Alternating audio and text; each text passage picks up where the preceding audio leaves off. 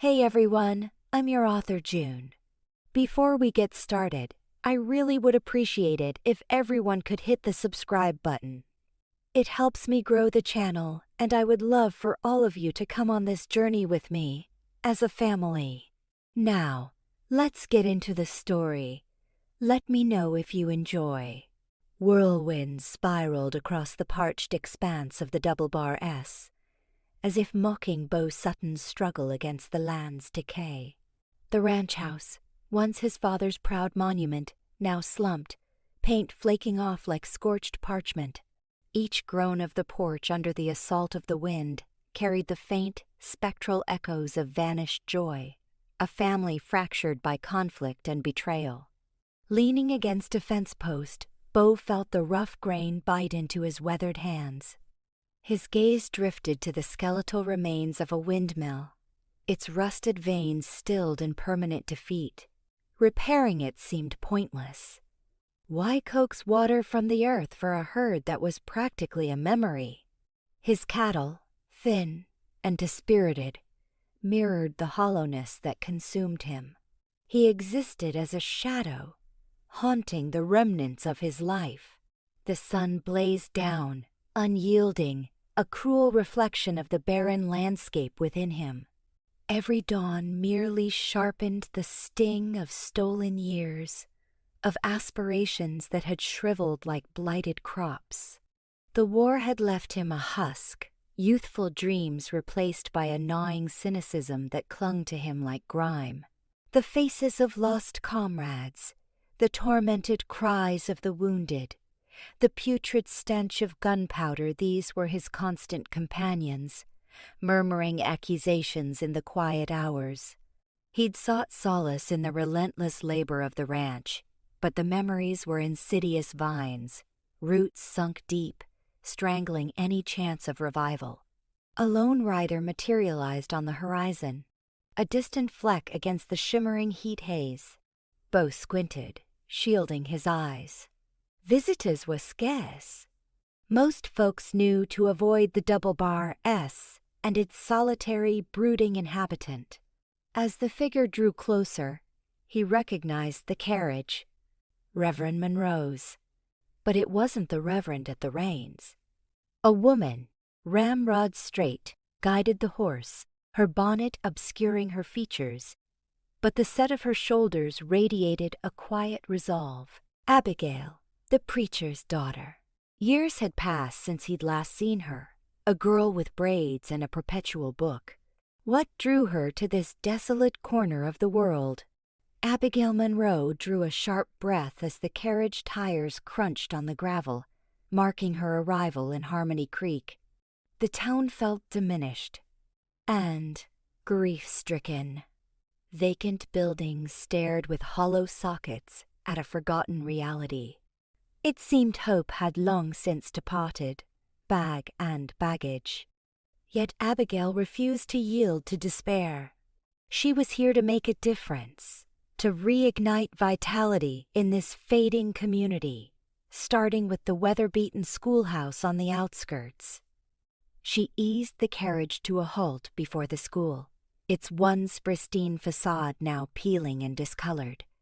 The windows shuttered tight, the roof bowed under the weight of long years of abandon. It resembled a mausoleum. A tide of uncertainty threatened to overwhelm her. Could she truly do this? Could she, barely out of her own lessons, restore this place to its former splendor, to fill it with the joyful clamor of learning it so desperately craved? Tightening her grip on the reins, she banished the doubt. She must try. For the children, for the town, for her own deeply felt purpose. This resonated as more than mere employment. It was a sacred calling. She'd promised her father she would not falter, and she intended to keep that vow. Later that evening, Abigail sat with Reverend Monroe on their porch, the air redolent with honeysuckle and the evening chorus of crickets. The sunset bled across the sky in fiery hues of rose and gold, a vivid contrast to the town's pallor. "It's worse than I feared, Papa," Abigail confessed, her voice tinged with disappointment. "The schoolhouse, it's practically crumbling. I scarcely know where to begin." Reverend Monroe placed a reassuring hand on her arm. "The Lord will provide, Abigail. He wouldn't have guided you here if he didn't believe in your abilities." "But, Papa, the town IT feels so defeated. No one seems to care anymore." He sighed, his eyes reflecting a deep caw. "Weariness. Times are bleak, child. People have been stripped of their hope. The war bled us dry, and the railroad shunned us. Many have moved on, chasing a better destiny elsewhere." "Then we must give them a reason to remain," Abigail declared, her voice gaining conviction. "We must prove to them that Harmony Creek still holds promise. And it begins with the children, with their education." Reverend Monroe smiled, his eyes bright with pride. "That's my girl, always finding the light in people, even when they themselves are blind to it." Abigail rested her head on his shoulder. "I only hope I possess the strength, Papa, the strength to truly make a difference." He squeezed her arm with gentle force. "You do, Abigail. You possess your mother's fortitude, the tenderness of your heart, and the unwavering faith of a true believer. You are precisely what this town requires." Beau watched the sun descend from his porch, the harsh liquor searing his throat. The image of Abigail Monroe flickered in his mind, a fleeting vision of purity and light in a world draped in shadows. He recalled her as a girl, always seeking knowledge, forever posing questions. He wondered what had drawn her back to Harmony Creek, to this forsaken place. Likely some misplaced sense of obligation, he mused with cynicism. This town was beyond redemption. It was a graveyard of shattered aspirations, and anyone who attempted to revive it was a fool. He took another swallow of whiskey, the bitterness doing little to soothe the ache within. Solitude was his refuge, isolation in his sorrow. Connection only ushered in pain, loss, betrayal. He'd learned that lesson through bitter experience. The war had taught him that trust was a luxury he could no longer afford. And love. Love was a cruel jest, a transient mirage that splintered into a million fragments, leaving only desolation in its wake. He drained his glass and retreated inside, barring out the world, seeking the darkness that had become his sanctuary. He needed no one. He desired no one. He was better off alone. Oh, so he convinced himself. The following morning, Abigail stood before the schoolhouse, sleeves rolled, a resolute spark in her eyes. A long path lay ahead, but she stood ready to tread it. Grasping the hammer, she began to dislodge the planks barricading the windows.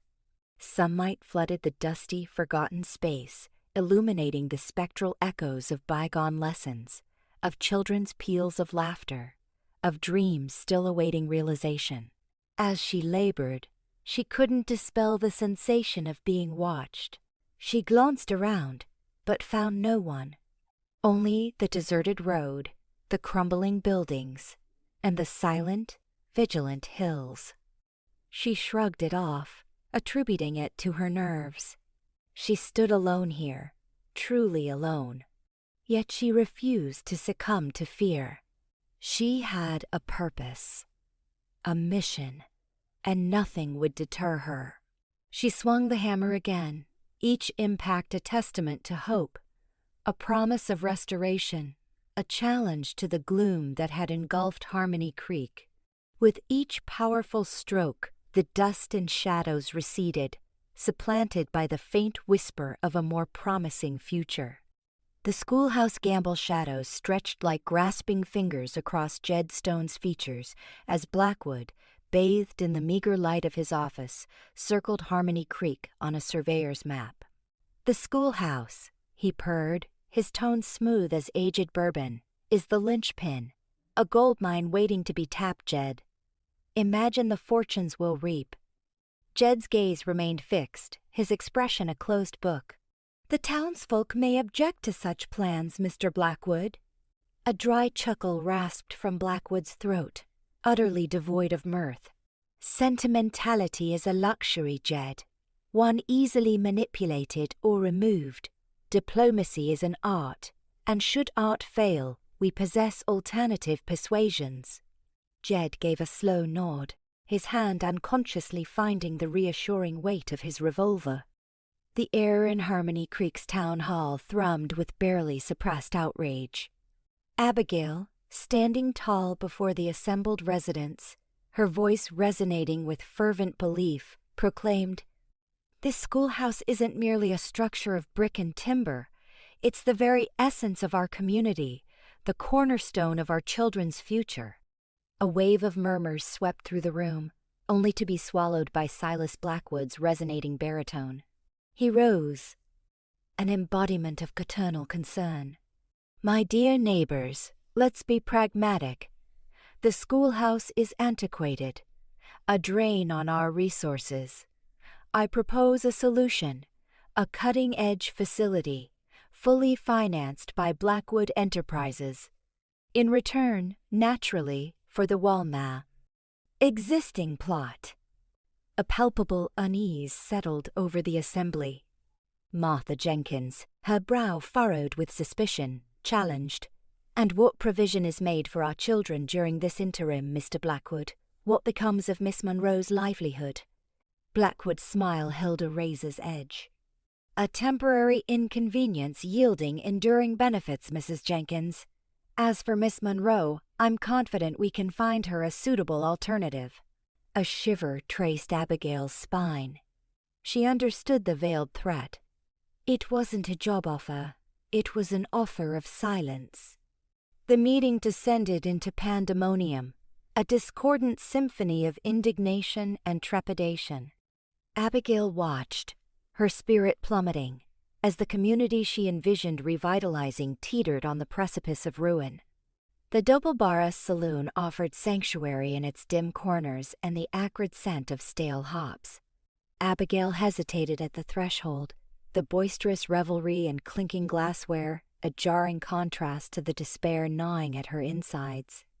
In a shadowed alcove, she spotted him, a solitary figure lost in a glass of whiskey, his face obscured by the brim of his hat, Beau Sutton. He seemed more worn, more defeated than her memory allowed. Steeling herself, she approached. "Mr. Sutton?"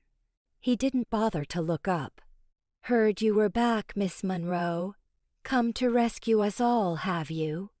His voice was a low, raspy rumble, laced with bitter skepticism.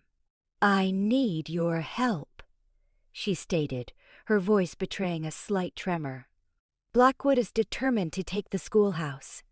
Beau finally lifted his head, stormy gray eyes locking onto hers. "And why should I give a damn about a schoolhouse, Miss Monroe?"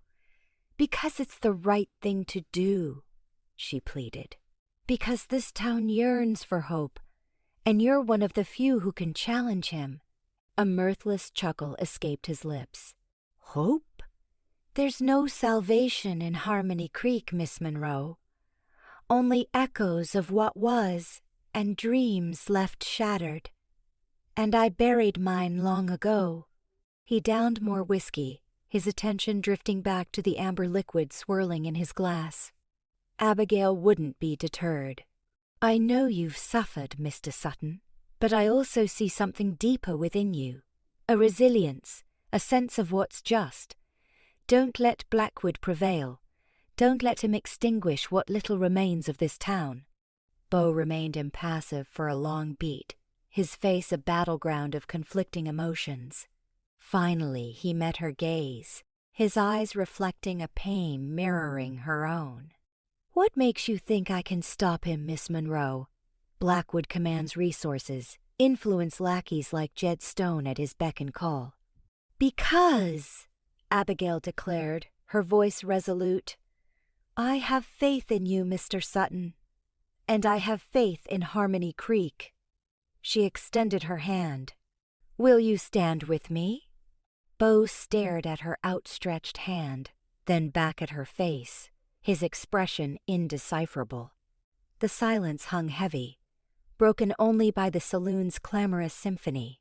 At last, with a sigh that seemed to carry the burden of decades, he reached out and clasped her hand, his grip surprisingly firm. "All right, Miss Monroe," he conceded, his voice barely audible. "I'll lend a hand, but don't expect any miracles." "I can't help you, Miss Monroe," Beau said, the words landing like stones in the sudden quiet of his porch. The sun, bleeding orange onto the horizon, cast long shadows that seemed to claw at Abigail's hopeful expression. Her shoulders slumped, a subtle deflation that pierced Beau more than he cared to admit. He'd expected an argument, a plea, maybe even a flash of righteous anger. Instead, there was just disappointment. It felt worse. "I understand," she said softly, her voice laced with a resignation that belied the fire he'd seen in her eyes earlier. "Thank you for your time, Mr. Sutton." She turned to leave, and Beau felt a knot tighten in his chest. He watched her walk away, her figure silhouetted against the fiery sky, and a wave of guilt washed over him, cold and sharp.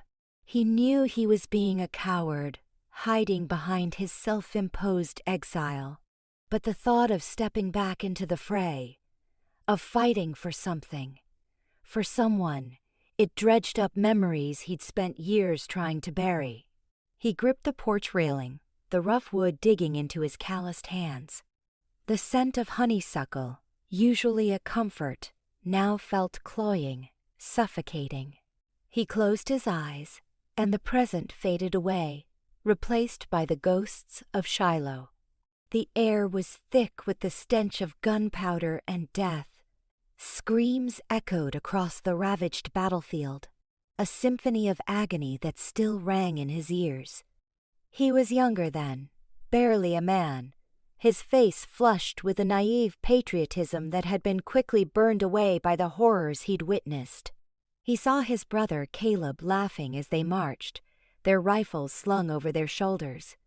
Caleb, with his easy smile and unwavering optimism, who believed in the cause, in the glory of it all.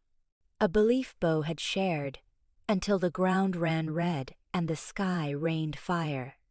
The memory shifted, blurred by the haze of war and trauma. He was crouched in a shallow trench, the earth trembling beneath the relentless artillery barrage. Caleb was beside him, his face pale but determined.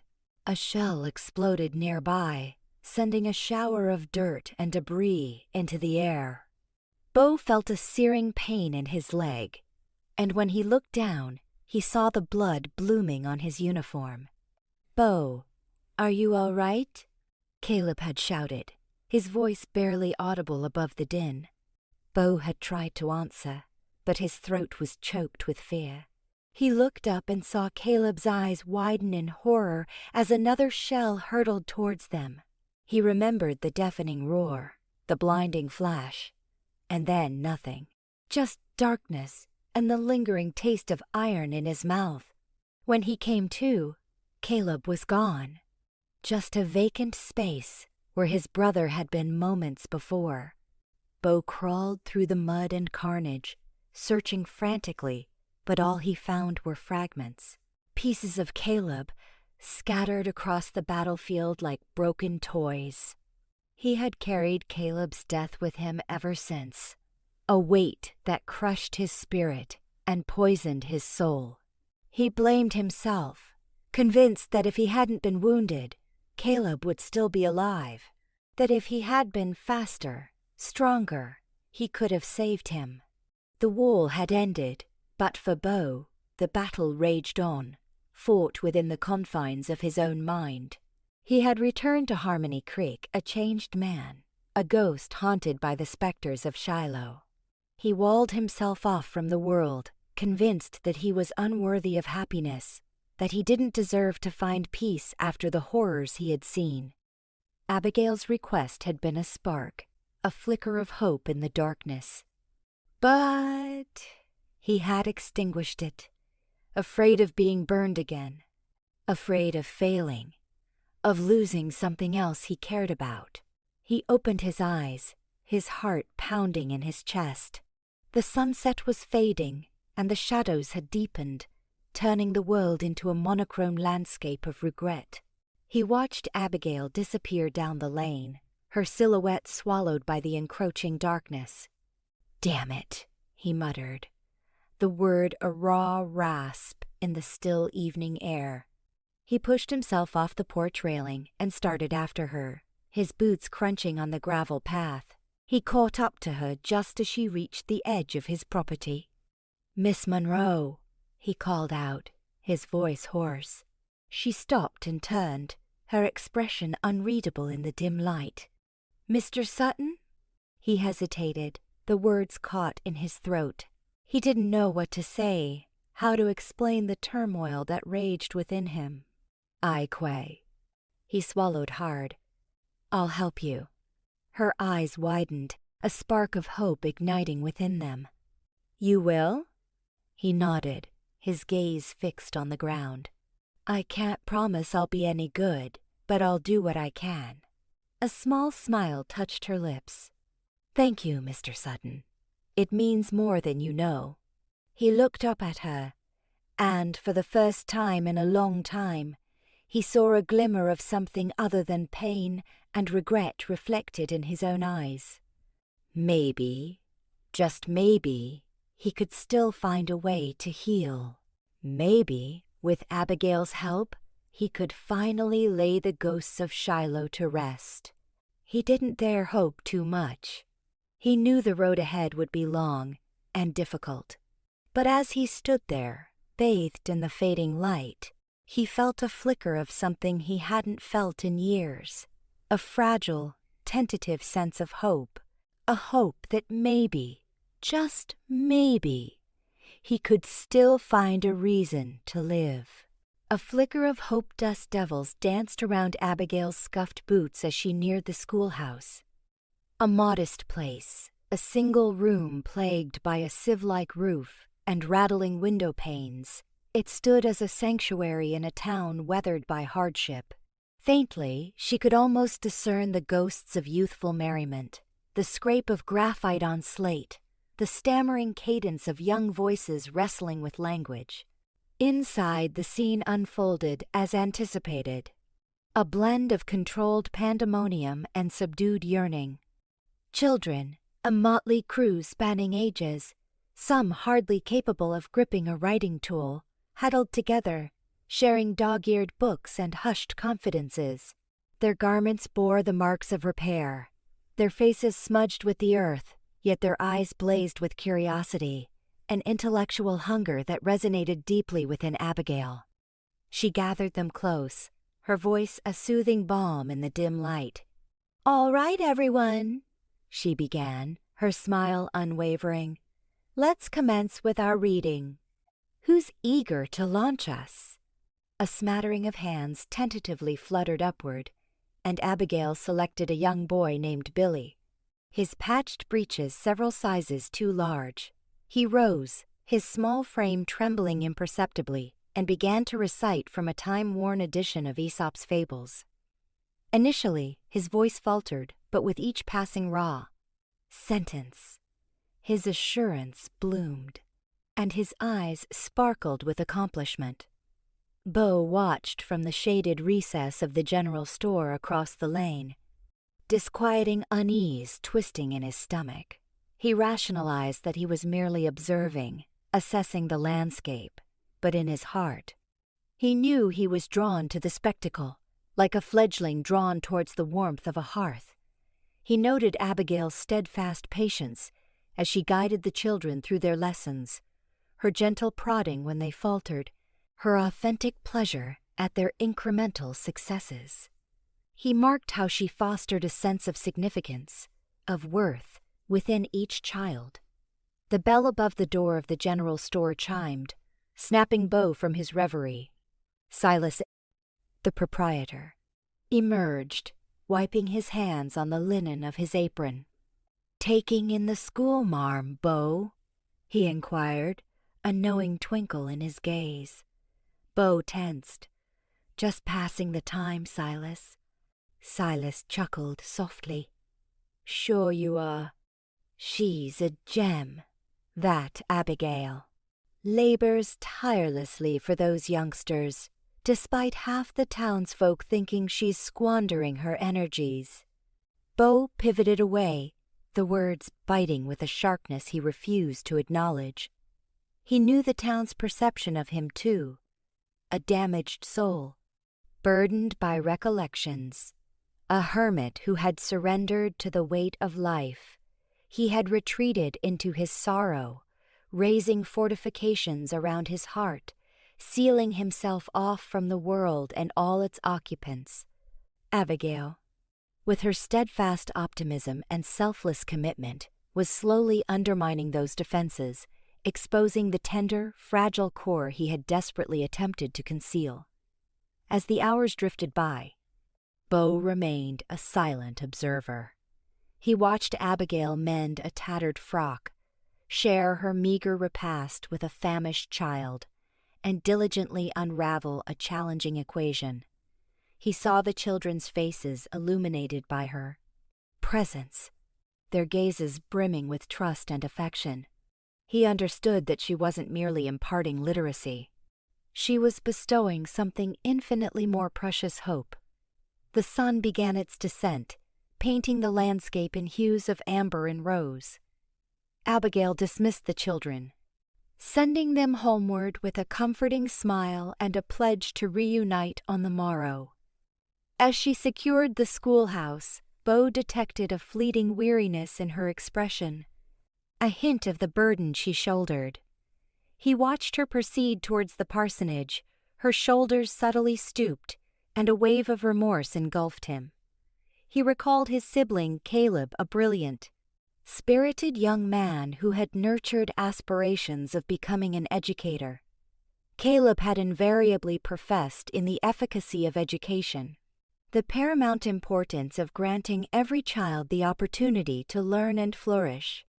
Beau had dismissed his ambitions as idealistic, impractical, but now, witnessing Abigail's devotion, he questioned whether Caleb had possessed a greater understanding. That night, sleep proved elusive. He thrashed in his bed, haunted by visions of Abigail and the children, by memories of Caleb and the aspirations they had once entertained. He resolved that he could no longer stand idly by as the schoolhouse deteriorated, could not allow Abigail's endeavors to be rendered futile. He owed it to Caleb, to the children, and perhaps, most profoundly, to himself. He arose before sunrise, his pulse quickening in his chest. He saddled his steed and rode towards the parsonage, the dawning sun daubing the heavens with shades of saffron and vermilion. He discovered Abigail tending to the modest garden behind the dwelling, her hands stained with earth, her countenance radiant in the morning's glow, hesitated briefly, the words catching in his throat. But then he inhaled deeply and spoke, his voice raspy yet resolute. "Abigail," he declared, "I'll assist you with the schoolhouse." Abigail turned, her eyes widening in astonishment. For a suspended moment, she simply gazed at him, her expression indecipherable. Then, a gradual smile blossomed across her face, a smile that reached her eyes and suffused them with a warmth that melted the encrusted ice around Beau's heart. "Beau," she replied, her voice infused with gratitude, "I'm at a loss for words." "Just tell me what's needed," he responded, a flicker of anticipation igniting within him.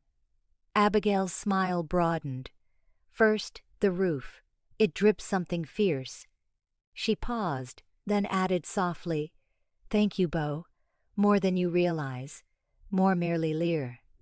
nodded, unable to sustain her gaze.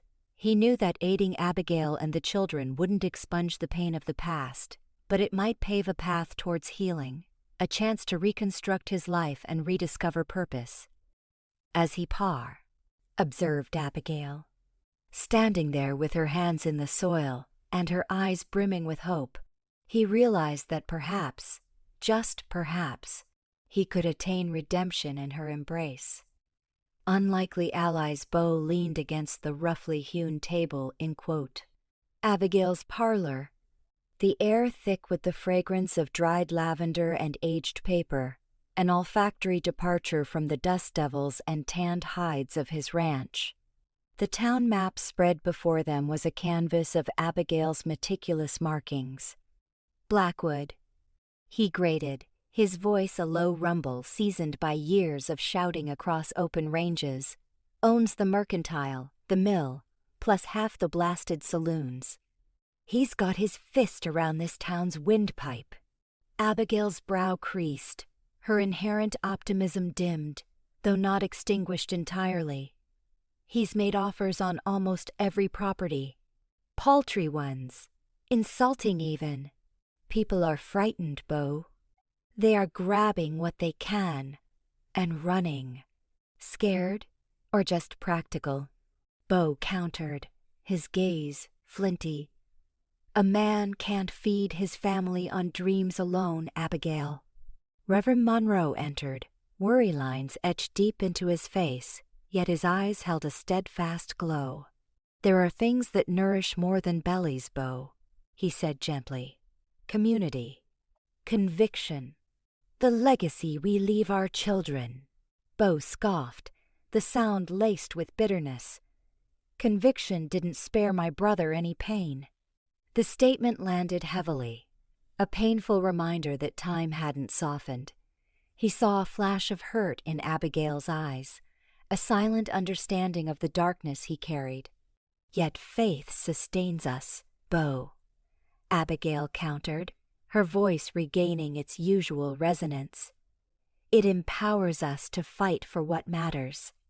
And now, that's this very schoolhouse. She tapped the map with resolute purpose. We need to awaken folks to what they're about to lose. A town meeting is imperative. Beau straightened, the dormant soldier within him recognizing the call to arms, even for something as unassuming as a school. All right, I'll touch base with a few people. See if I can kick up some dust. The meeting unfolded in the town square, bathed in the amber glow of the setting sun. A sparse crowd had congregated, their faces bearing the weight of apprehension and uncertainty. Blackwood's influence was a palpable force, a stifling presence. Martha Jenkins, the baker, stood near the front, arms crossed, skepticism etched on her features. "What's the point, Abigail?" she called out, her voice laced with resignation. "Blackwood holds all the aces." Abigail stepped forward, her voice ringing clear despite the tremor in her hands. "We have each other, Martha. We possess our shared history, our community ties, our children's future." She portrayed the schoolhouse as more than mere brick and mortar, but the town's very lifeline, a place where potential blossomed and futures took root. Beau observed from the periphery, arms crossed, his expression guarded. He'd witnessed grand speeches before, gilded promises that crumbled in the face of reality. Yet, Abigail's genuine passion struck a chord deep within him, kindling embers of hope he thought long extinguished. When she concluded, the silence hung heavy, punctuated only by the shuffling of feet. He stepped forward, his presence commanding immediate attention.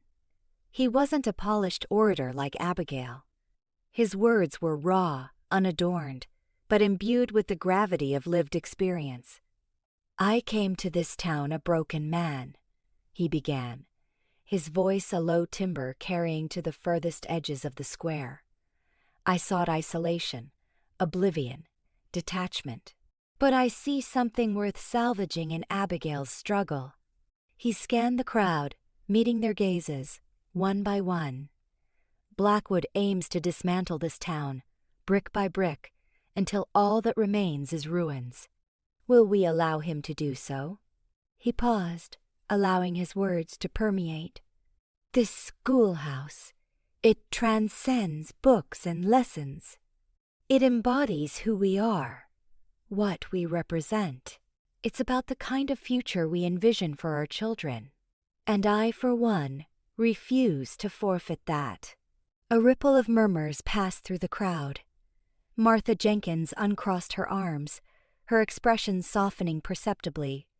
Several heads bobbed in agreement.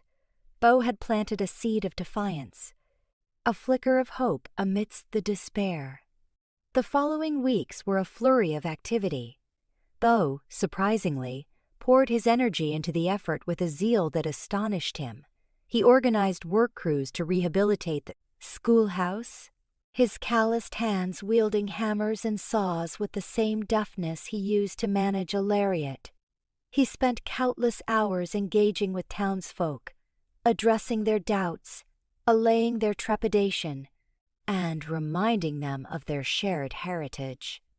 Abigail toiled tirelessly alongside him, her energy inexhaustible.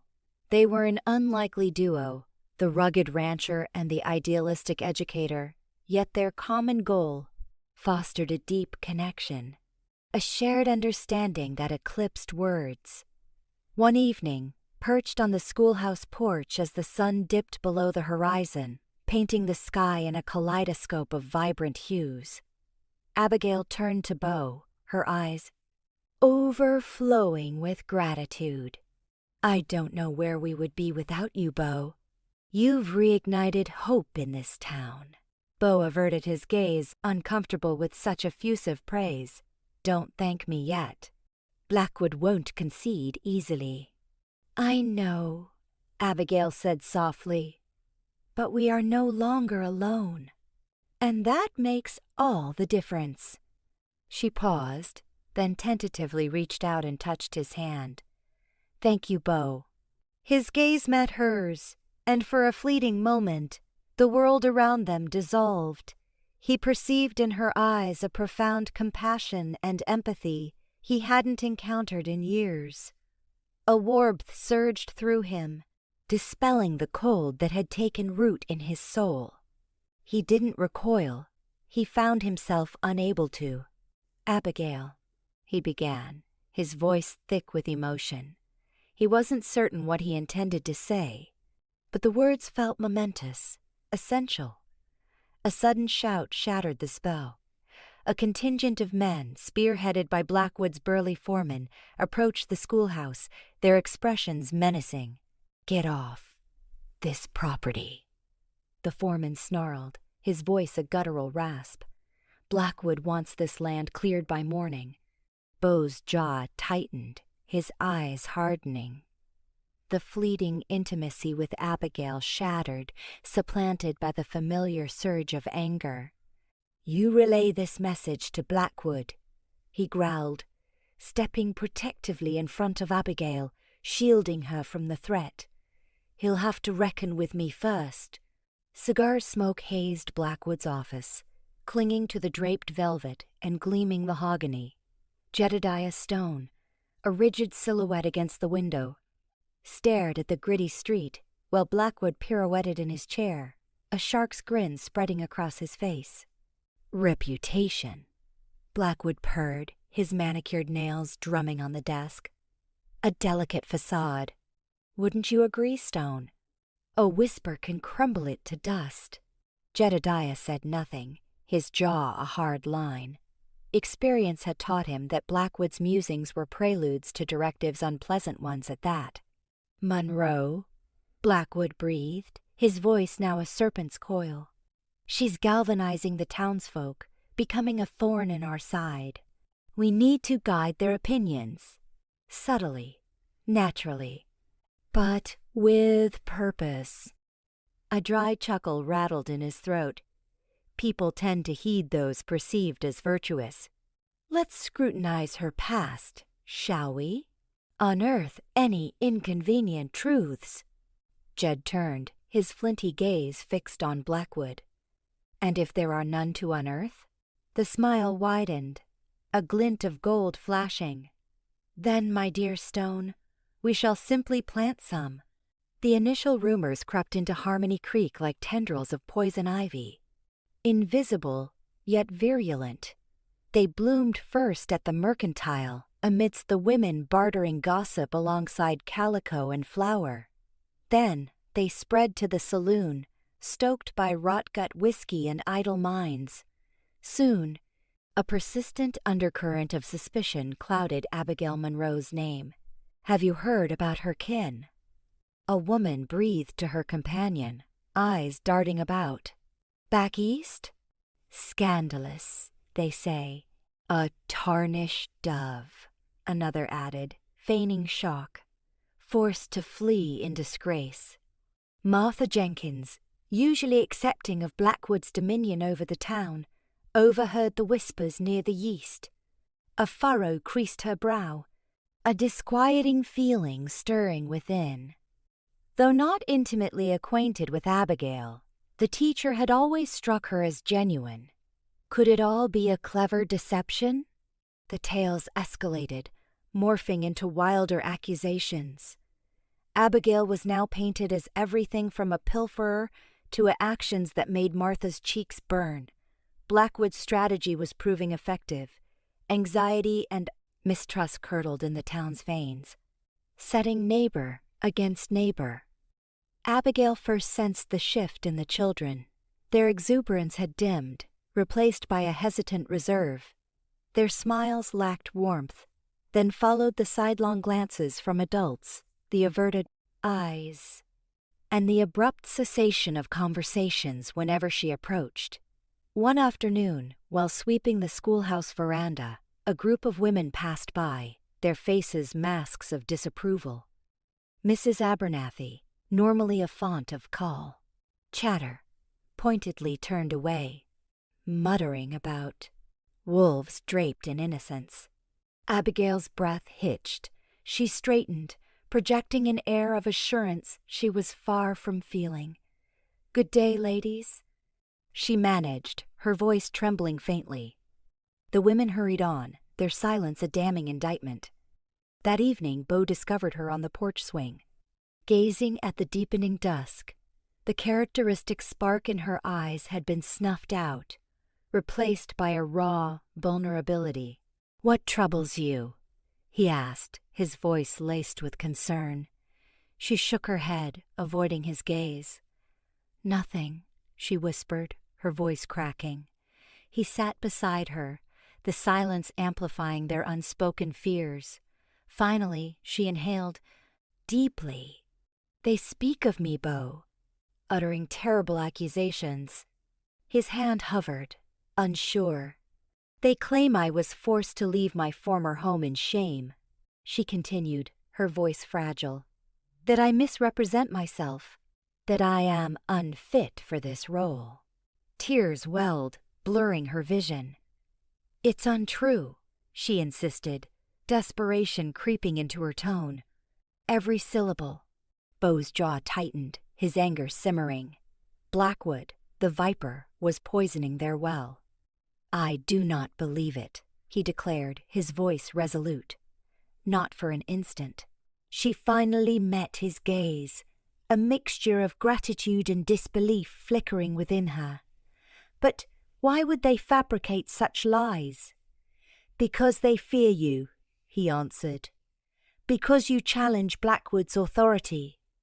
"He aims to break you, Abigail, drive you from this town, and he wields any weapon he can find." She shivered, despite the mild evening. "It is succeeding," she whispered. "I feel exposed, as if every gaze judges my worth." He took her hand, his calloused grip firm and comforting. "Do not allow him that victory," he urged, his eyes locking with hers. "Do not surrender your spirit.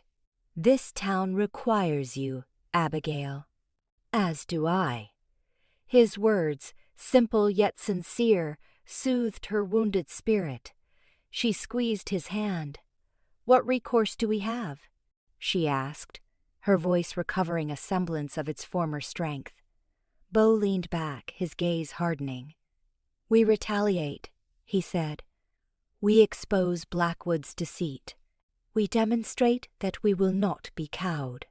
He paused, a darkness she'd only glimpsed before surfacing in his eyes. "I possess certain unconventional skills," he added, a grim smile playing on his lips, "and I am not averse to employing them." The following dawn, Abigail entered the mercantile, her posture erect. She ignored the whispers, the shifty glances. She walked directly to Martha Jenkins, who was arranging pickled peaches. "Mrs. Jenkins," Abigail said, her voice clear. "I am aware of the rumors circulating." Martha looked up, flustered. "Miss Monroe, It is quite all right," Abigail interrupted. "I merely wish to assure you that they are unfounded. A deliberate campaign to discredit me, and by extension, this community." Martha hesitated. I wish to believe you," she whispered, "but it grows difficult to discern truth from falsehood." Abigail inhaled deeply. "I understand your apprehension," she said, "but I pledge to you that I am as I present myself. My purpose here is to serve this town, to nurture these children's minds, and I shall not yield to intimidation, not even from Mr. Blackwood." She held Martha's gaze for a prolonged moment, then turned and left the store, leaving Martha to weigh her words. That evening, Beau encountered Jedediah Stone propped against the hitching post, whiskey glass in hand, his quote, "Face drawn and weary." "Blackwood's losing his touch," Beau remarked, his tone low. Jedediah remained still, eyes fixed on the swirling dust devils. "Spreading slander about Abigail," Beau pressed. "That's a new low, even for him." Jed finally turned, his hard eyes meeting Beau's. "He's simply safeguarding his interests," he stated, his voice flat. "Is that what you tell yourself to sleep at night?" Beau asked, dripping with scorn. "That you are simply following orders, protecting Blackwood's interests?" Jed took a long swallow, his jaw clenched. "It is not your concern," he growled. "It becomes my concern when innocent lives are affected," Beau retorted. "Abigail does not deserve this, nor does this town." Jed remained silent, his face an impassive mask. But Beau detected a flicker, a shadow of doubt, perhaps even guilt. "You understand that he is wrong, Stone," Beau said, his voice softening. "That he is exploiting you." Jed pushed off the post, his hand instinctively moving towards his sidearm. "Depart, Sutton," he warned, his voice laced with menace. "Before you utter words you may regret." Beau stood firm, his eyes locked with Jed's. "I already harbor many regrets, Stone," he said. "But standing up for what is right will not be one of them." He turned and walked away, leaving Jed alone in the encroaching darkness, the echoes of past deeds reverberating in his mind. Standing tall, the whispers snaked around Beau, a swarm of gnats buzzing in his ear. In the general store, he detected them in furtive glances. Men he'd shared drinks with for decades now met his eyes and quickly looked away. Blackwood's poisonous fabrications clung to Abigail like beggar's lice, staining her reputation. A slow burn ignited within Beau, a protective surge he hadn't suspected he possessed. Spotting 3 men clustered near the livery, their murmurs dripping with speculation concerning Abigail's character, he'd had enough. "All right, you 3. Beau's voice, rusty from years of silence, sliced through their gossip like a honed blade. "Out with it. What fresh heap of manure are you spreading?" The men shuffled, avoiding his gaze. Jedediah Stone, cheeks reddening, sputtered. "Just what we've been hearing, Beau. Nothing personal." "Nothing personal?" Beau's jaw hardened. He closed the distance, his shadow engulfing them. Do you even grasp what you're doing? You're tearing down a decent woman who's pouring her heart into this town. You actually think Blackwood gives a damn about any of you? He's using you as pawns, just like he does everyone fine. Else, a younger, brusher man piped up. She's got no place meddling, stirring up trouble. We were managing just fine before she blew in. Boaz's eyes narrowed to slits. Fine? You call this existence fine? This town's withering, and she's the sole soul trying to revive it. And you're content to let Blackwood's toxins kill everything. He seized the man by his shirt front, yanking him close. Consider your words. Consider your actions. He released him abruptly, slamming him back against the livery wall. I'm through with this, he spat, the gesture heavy with disdain. If you want to swallow Blackwood's lies, be my guest. But don't anticipate me standing idly by as you dismantle every decent thing in this place. He wheeled around, the weight of their silent endorsement crushing him. He understood that a mere verbal spar with gossiping men wasn't enough. He needed a more decisive act. That evening, the town square pulsed with activity. Farmers hawking their goods, children darting after stray dogs, the typical Friday night revelry.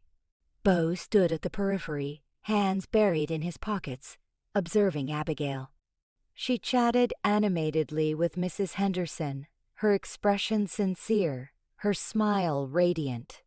The sight of her, so exposed, yet so resolute, solidified his purpose.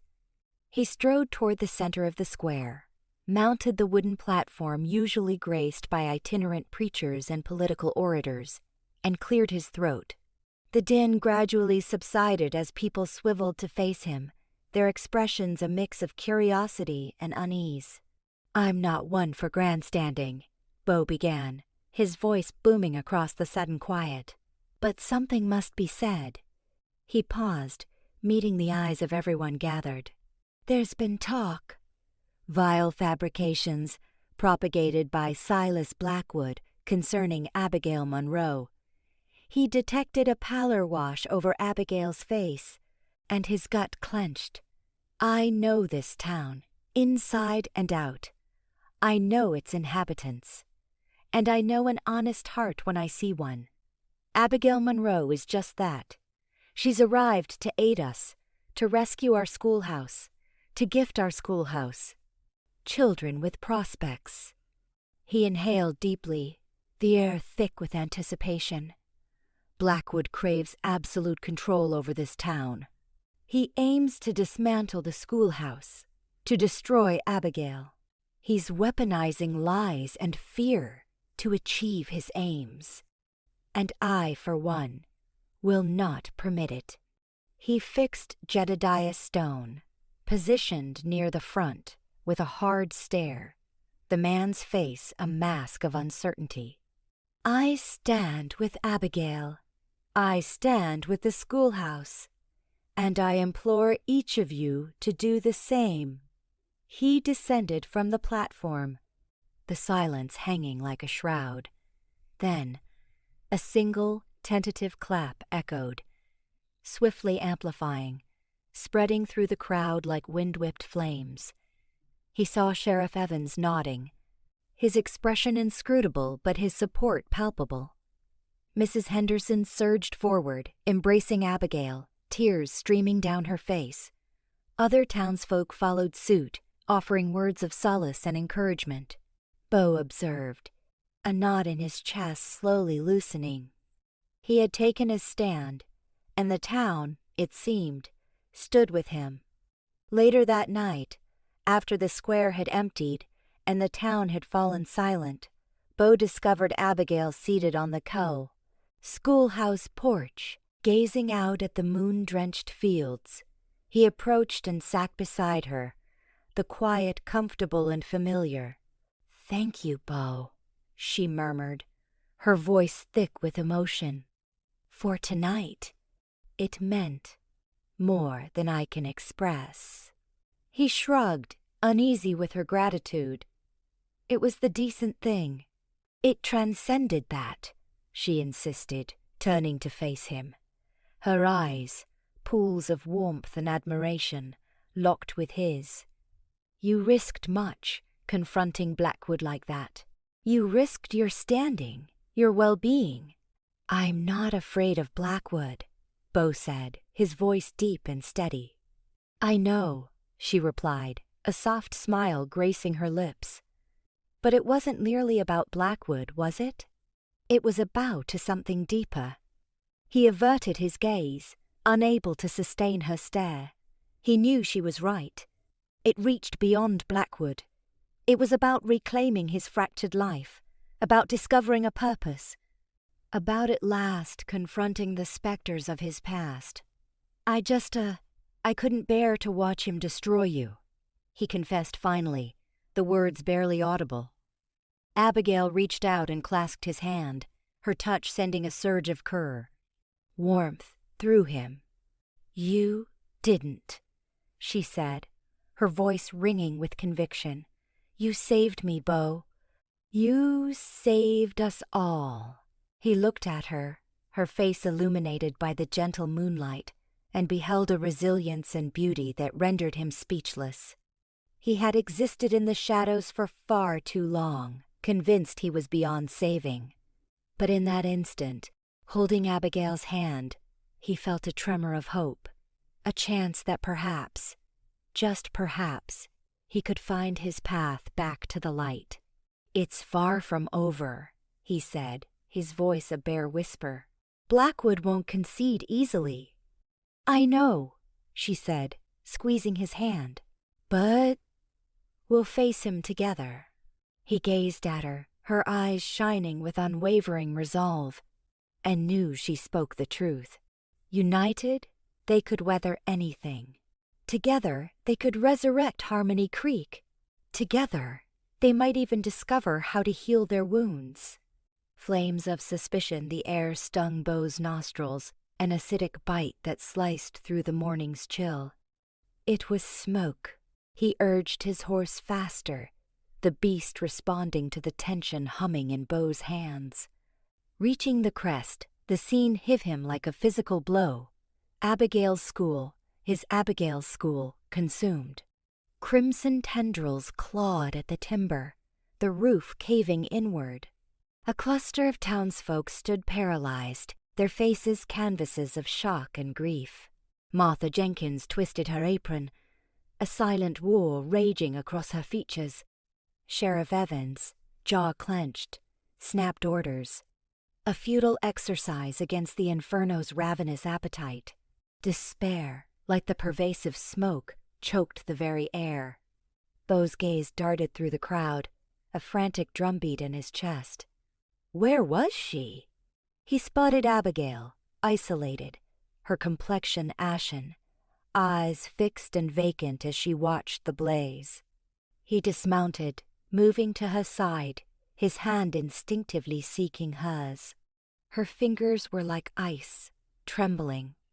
"Abigail," he murmured, his voice gruff with worry. "Are you hurt?" She seemed deaf to his words. Her gaze remained riveted to the conflagration, a solitary tear carving a path down her cheek. "It's gone," she breathed, barely audible above the fire's roar. "Everything. Reduced to nothing." He tightened his grip, a feeble attempt at solace. "Not everything," he countered, his voice resolute. "You're here. They're here. We'll find a way forward." Sheriff Evans lumbered over, his face etched with gravity. "Morning, Beau," he greeted, his voice thick with weariness. "Terrible business. Looks like a wretched accident." Beau's eyes flickered to the sheriff, then back to the raging fire. "Accident?" he echoed, disbelief coloring his tone. Evans sighed, dragging a hand across his weary face. "That's the initial assessment. Faulty wiring, perhaps. We'll investigate, of course." Releasing Abigail's hand, Beau moved toward the schoolhouse, ignoring the blistering heat radiating from the inferno. "Beau, what are you doing?" Abigail called out, her voice sharp with alarm.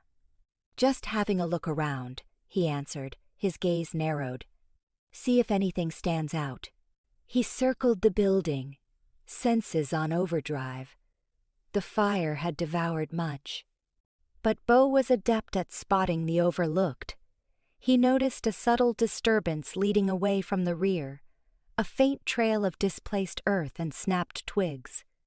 Crouching, he scrutinized the ground. There, half hidden by weeds, he discovered it. A small, empty canister, the label peeling and scorched, but decipherable enough to identify the contents. Kerosene.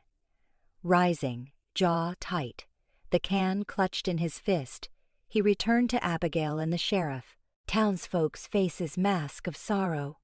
"Sheriff," he said, presenting the can, "you'll want to examine this." "Doesn't strike me as accidental." Evans accepted the evidence, his expression hardening. He glanced at Beau, then at Abigail, his gaze troubled. "This casts a new light on things," he stated, his voice grave. Later, after the fire had finally died down, leaving behind only the acrid scent of ash and the skeletal remains of the schoolhouse, Beau sat with Abigail on a nearby bench, seeking respite from the town's judging eyes. The atmosphere was heavy with Smoke's ghost and the burden of loss. "It was him, wasn't it?" Abigail breathed, her voice a wisp. "Blackwood."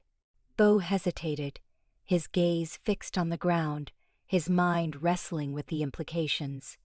Hard to imagine anyone else profiting from this devastation. He conceded, finally. "He wants me gone." Abigail pressed, her voice trembling with emotion. "He seeks to dismantle everything I've built." He reached for her hand, his grip a tangible source of strength. "He won't," he declared, his voice resonating with quiet resolve. Abigail looked at him, her eyes probing his. "But what recourse do we have?" She pleaded, doubt lacing her tone. "His power is immense. He holds sway over everything." "Not quite everything," Beau countered, meeting her gaze. "He doesn't control us. Nor does he truly own this town. We may be reeling, but we're far from defeated. We'll rebuild the schoolhouse, Abigail. We'll prove he can't shatter us." He paused, his expression softening. "But strategy is paramount. We need undeniable proof. We must expose him for the snake he truly is." Abigail nodded, a spark of newfound determination igniting in her eyes. "What is your suggestion?" "I have acquaintances," Beau admitted, a trace of his former life coloring his words, individuals familiar with Blackwood's methods. "I'll contact them, see what intelligence I can gather." He rose, his gaze locked on the smoldering ruins. "In the interim," he stated, "we must safeguard ourselves. Blackwood won't be deterred by this setback. He'll continue his assault until he achieves his objectives." Abigail stood, her hand still entwined with his. "Safeguard ourselves? How?" "Meaning," Beau clarified, his eyes narrowing, "that we prepare for any eventuality, ready to retaliate should he strike again." The flames that had devoured the schoolhouse had also kindled a different fire, a deeper, more perilous one, a blaze of defiance, fueled by rage, resentment, and a burning thirst for retribution. And Beau Sutton, the broken rancher, stood poised to fan those embers. Later that night, under a moon that painted long, spectral shadows across the town, Martha Jenkins sat alone in her dimly lit parlor, her thoughts a tangled thicket of uncertainty and anxiety. She had been privy to the rumors, The hushed whispers concerning Abigail, her past, her motivations. And, to some degree, she had lent them credence. Blackwood's words had planted insidious seeds of doubt in her mind, seeds that had sprouted and blossomed into a nagging disquiet. But the sight of the ravaged schoolhouse, the stark anguish etched on Abigail's face, had shaken her to her core. She had witnessed the genuine sorrow in Abigail's eyes, the unadulterated pain of losing something she had nurtured with such passion. And she had observed Beau Sutton, a man she had always perceived as a solitary figure, a man who seemed to have resigned himself to a life of quiet despair, standing steadfastly by Abigail's side, offering her both comfort and unwavering support. A wave of guilt washed over her, a sharp pang of regret for having questioned Abigail's integrity, for having allowed Blackwood's fabrications to cloud her judgment. She knew, with an unwavering conviction, that Blackwood was the architect of the fire, that he was manipulating Abigail as a mere pawn in his ruthless quest for dominance and control. She rose from her chair, moving to the window, peering out into the inky blackness. The town lay in slumber, an eerie silence, pervading everything, as if it were holding its breath, anticipating the next calamity. She realized she could no longer remain a passive observer. She was compelled to act, to lend aid to Abigail, to rally the town against Blackwood's oppressive rule. But what contribution could she possibly make? She was but a single individual, a simple woman devoid of power or influence. How could she hope to challenge a man of Blackwood's stature? As she stood there, lost in her introspective musings, a fragment of Abigail's wisdom resurfaced in her memory, a sentiment regarding the inherent strength of community, the potent force that could be forged through unity. And she understood, with a sudden surge of conviction, that she was not alone in her sentiments. There were others within the town who shared her convictions, others who had grown weary of Blackwood's treachery and deceit. They simply needed a catalyst, a beacon of courage to inspire them to rise and voice their dissent. And perhaps, she mused, she could fulfill that role. Perhaps she could unearth the inner fortitude necessary to transcend her fears and join the burgeoning resistance. The notion sent shivers down her spine, yet it simultaneously imbued her with a profound sense of purpose, a flicker of hope that had eluded her grasp for years. She turned away from the window, her expression hardening with resolve. She faced a pivotal choice, a decision that would irrevocably shape not only her own destiny, but the collective fate of the entire town. And she knew, with unwavering certainty, that she was finally prepared to embrace it. Shadows of deceit the air tasted of ashes, a lingering bitterness from the inferno that had raged the night before. Beau dropped to his haunches amidst the wreckage, the sharp tang assaulting his senses. His calloused fingers traced the brittle remains of the charred wood. The schoolhouse, a gaunt specter against the horizon. It felt like a personal affront, a violation of the ideals Abigail held sacred. He had to act. He began by scrutinizing the perimeter, searching for any trace of intrusion, a dropped tool, an errant footprint. But the ground was churned up, a testament to the townsfolk's desperate efforts to quell the blaze. Disappointment pricked at him. Blackwood was meticulous, always erasing his trail. Yet Beau understood prey. Men like him. There was invariably a chink in their armor. He started his inquiries at the Mercantile, the town's hub for news and rumor. Mrs. Henderson, worry creasing her face, spoke of a wagon hurtling away from the schoolhouse around midnight, its path leading toward Blackwood's territory. Too dark to see the driver, Beau, but it was surely one of his. Those distinctive markings, you know. Her voice wavered. Sheriff Tom Evans arrived, his expression grave, the town's anxieties etched into his being. "Mornin', Beau. Just cinders now." Tom's gaze encompassed the devastation, his eyes mirroring the bleak atmosphere. "Arson carries a stiff penalty. I'll do what I can, but Blackwood, he wields influence." He sighed, his shoulders sagging slightly. "Just try to stay clear, Beau. This isn't your fight." Beau disregarded the caution. Tom was decent enough, but Blackwood had a knack for twisting justice to his advantage. He made it to unearth the evidence himself, irrefutable proof that couldn't be suppressed.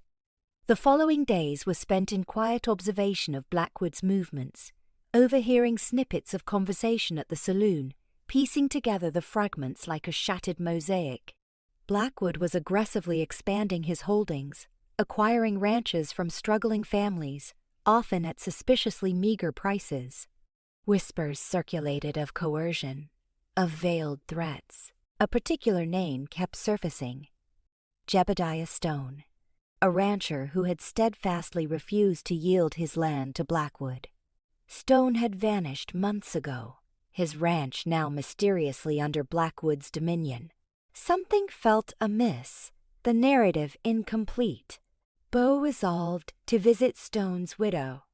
Martha Stone resided in a humble, neglected dwelling on the edge of town, her face etched with sorrow and suspicion. Initially guarded, her eyes darting about, Beau's quiet earnestness seemed to lower her defenses. "Jebediah wouldn't have just vanished," she whispered, her voice fragile. "He cherished this land. We had aspirations, dreams." She paused, tears welling. "Blackwood coveted our ranch, offered us next to nothing, but Jebediah refused. Said he'd rather die than cede it to Blackwood." Martha recounted subtle intimidation from Blackwood's men, nocturnal visits, persistent harassment. Then, one morning, Jebediah was gone.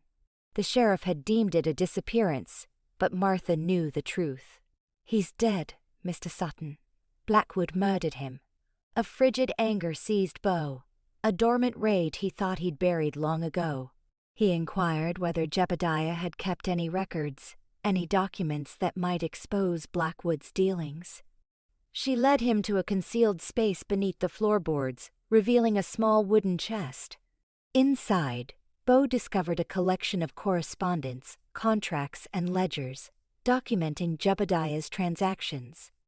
Among them, he unearthed a copy of a land deed revealing Blackwood's acquisition of properties through dubious means, employing fabricated signatures and coercive tactics. There was also a letter from a surveyor declining to manipulate property lines for Blackwood, followed by a notation indicating the surveyor's sudden departure from town. Beau's blood chilled. This was no longer solely about the schoolhouse. This was a pattern of duplicity, of avarice, of blatant criminality.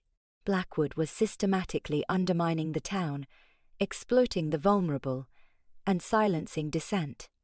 He returned to his ranch, the weight of his discovery pressing down on him. He arranged the documents across his weathered table, the lamplight casting elongated, shifting shadows across the room. He envisioned the faces of the townsfolk, their hopes imperiled by Blackwood's ambitions. He recalled Abigail, her unwavering spirit, her commitment to forging a brighter future for the town's children. He realized he couldn't passively watch Blackwood dismantle everything he valued. He had to intervene, not just for Abigail, but for the entire community. He knew it wouldn't be a simple task. Blackwood possessed power, ruthlessness, and connections. But Beau had endured worse. He had weathered the war, the loss of his kin, the treachery of his comrades. He had nothing remaining to forfeit. He saddled his horse and headed toward town, the documents secured in his saddlebag. He knew he needed to present the evidence to Sheriff Evans, yet he also knew Blackwood would attempt to discredit him, to suppress the truth. He needed a strategy, a means to expose Blackwood's offenses without jeopardizing Abigail or the other residents.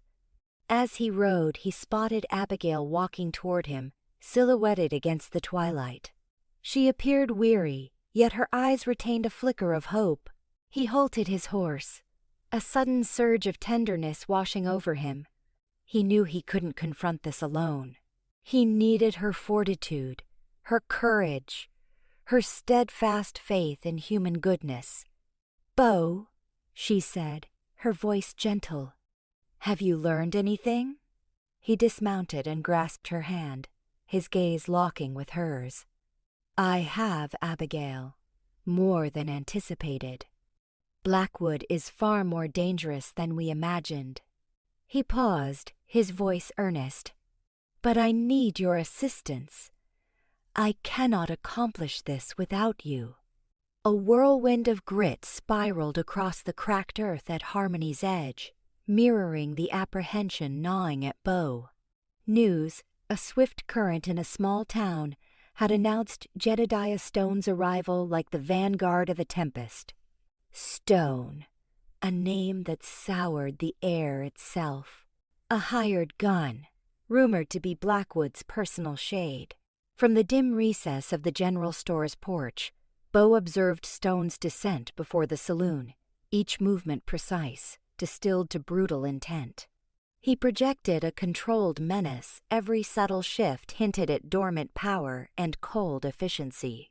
His face, a roadmap of hard living and old violence, presented a mask of stark impassivity, his eyes like honed obsidian. Behind a store's grimy window, Abigail felt a chill prickle her skin. Blackwood's desperation reeked of sulfa.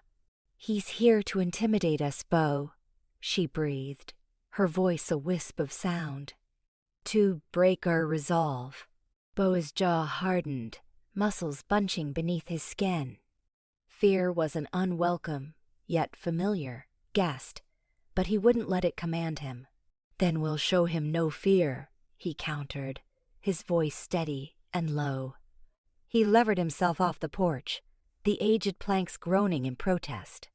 "Stay put, Abigail." He crossed the sun-baked street, the sun a hammer against his back. Townsfolk scattered like startled sparrows, their eyes reflecting raw dread. Stone remained planted, his gaze unwavering, a fixed point of challenge. The air thrummed with tension, charged with unspoken threats. "Stone," Beau greeted, his voice level, betraying nothing of the conflict within. Stone offered a slight inclination of his head, a mirthless smile twitching at the corner of his lips. "Sutton. Blackwood sends his regrets." "Tell him I reject them out of hand," Beau responded. Stone emitted a dry, grating chuckle. He anticipated such a reply. "He also believes you're meddling in affairs that don't concern you." "This town is my concern," Beau stated, his hand instinctively gravitating towards the worn leather of his holster. "Is it now?" Stone's gaze flickered towards the schoolhouse, a distant silhouette, before returning to Beau. "It appears to me you're waging a losing war. Blackwood always prevails." "Perhaps this time will prove the exception," Beau countered, his voice edged with steel. He glimpsed something flicker within Stone's eyes, a fleeting hint of a man entombed beneath the callous exterior. A fellow traveler, perhaps, tempered in the forge of brutality and loss. "Don't be a damn fool, Sutton," Stone said, his voice losing its earlier levity. "Certain battles aren't worth the cost."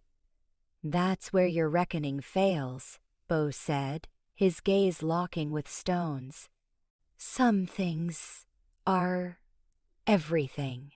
Abigail, peering through the window, felt her heart hammering against her ribs.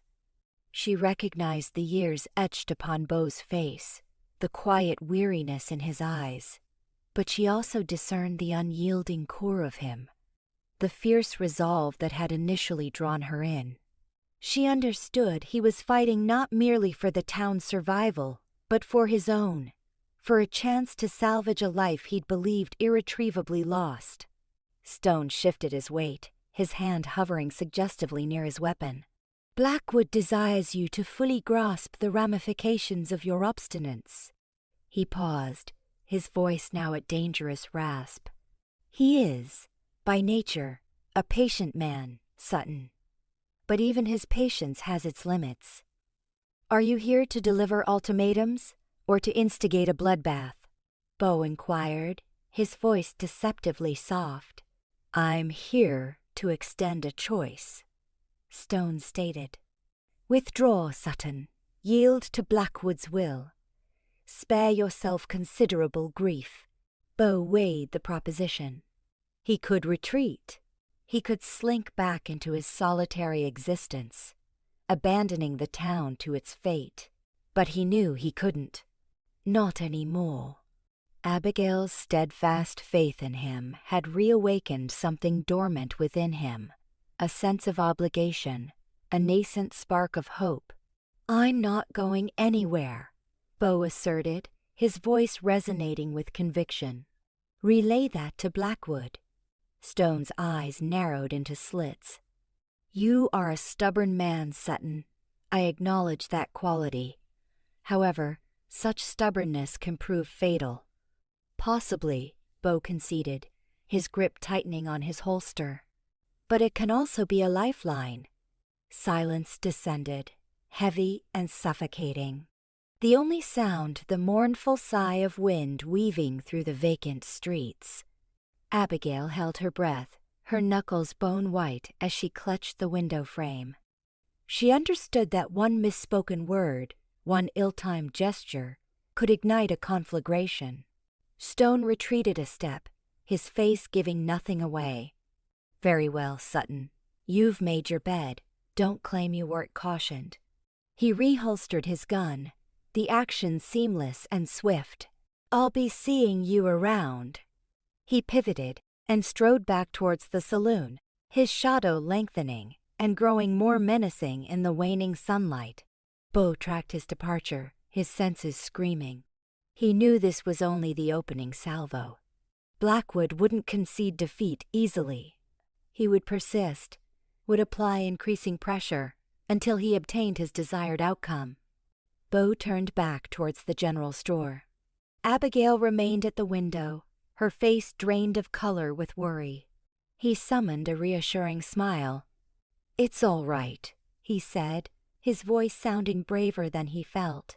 He's just trying to rattle us. Abigail burst from the store and grasped Beau's arm, her fingers digging into his flesh. He's not merely trying to frighten us, Beau, she said, her voice trembling like a leaf. He intends to inflict damage. He intends to dismantle everything we've strived to build. Beau gently framed her face with his hands, his eyes searching hers. I won't permit it, he said, his voice firm and unwavering. I give you my word, Abigail, I won't permit it. He drew her close, embracing her tightly. He sensed her trembling, her underlying fear, and he knew he needed to project strength, not just for himself, but for her, for the town, for the future they were all fighting to secure. The sun began its descent, painting the town with long, ominous shadows. The temperature dropped, the wind intensifying, carrying on its breath the tang of dust and foreboding. Beau stood watch on the general store's porch, his gaze fixed on the saloon. He knew Stone remained within, waiting, observing. The gunslinger's shadow stretched implacably, a perpetual emblem of the threat that overshadowed them all. He understood that the fragile tranquility they had discovered was precarious, and that the conflict was far from its conclusion. But he also knew that he was not alone in this. He had Abigail, he had the town, and he had a reason to fight. And that was more than enough. A plea for peace, Abigail arrived at Beau's door before the dust devils of Stone's departure had fully dissipated, her expression a mirror of the worry lines deepening on his face. The set of her shoulders, rigid yet her hands wrung tight, telegraphed a silent plea before a word escaped her lips. "Beau," she began, her voice a fragile thread against the prairie wind's sigh. "I saw that darkness flicker in your eyes when Stone rode off. What were you contemplating?" He pivoted away. The pungent aroma of sage and sun-baked earth, usually a solace, now felt like a cage of solitude. He feigned preoccupation with a rope, the coarse fibers rasping against his weathered hands. "Protecting what matters, Abby. Ours." She closed the distance, her shadow a gentle weight upon him. "By embracing the very monster he wants you to become? A heartless thug?" The rope slithered from his grip, landing softly on the packed earth. He rounded on her, voice raspy with defense. "He threatened you, Abby. Everything we've built. And you think battling malice with more malice is the answer. Is that the lesson etched in blood from the war, Beau? To answer brutality with greater brutality?" Her eyes, usually bright beacons of hope, were now clouded with a profound sorrow. "I believed you were better than this dissent." Her words struck him with the force of a physical blow. Turning away, the accusation hung between them, heavy as a shroud. She was right, he knew. He could feel the beast within, the one he perpetually fought to keep chained, thrashing against its confines. Stone had prodded and awakened it, and now it threatened to devour him whole. "I don't want you to corrode," she pleaded, her voice softening, imbued with a raw vulnerability that tightened his chest. "I admire your fortitude, Beau, but not this simmering rage, this eagerness to sacrifice everything for a senseless brawl." He slumped onto the porch swing, the rusted chains emitting a mournful groan. His gaze swept across his vast domain, the undulating hills a perpetual reminder of his past failures and what he couldn't shield. His family, his innocence, his unwavering hope. What choice remains, Abby? He won't relent. Blackwood wants this town consumed, and he'll stoop to any depth to claim it. Kneeling before him, she enveloped his hands in hers, her touch surprisingly firm. "There's us, Beau, the schoolhouse, the children, the budding hope we're cultivating. Is all that worth incinerating for a battle you might not even triumph in?" He looked at her, at the unyielding faith mirrored in her eyes, and a long-dormant spark flickered within him. Hope a treacherous ember. It fostered vulnerability. It bred care, and care brought immeasurable pain. "I'm consumed with fear, Beau," she confessed, her voice a mere breath. "He's weaving lies about me, poisoning the well against the school. People are starting to succumb. I feel exposed, raw." He tightened his grip on her hands, his calloused skin a stark contrast to her softness. He understood that vulnerability intimately, the feeling of having one's deepest insecurities laid bare to public scorn. A fate he wished on no one, least of all her. "He won't touch you, Abby," he vowed, his voice resolute. "Not while I draw breath. But not by these means, Beau. Not with a descent into violence. There must be an alternative path.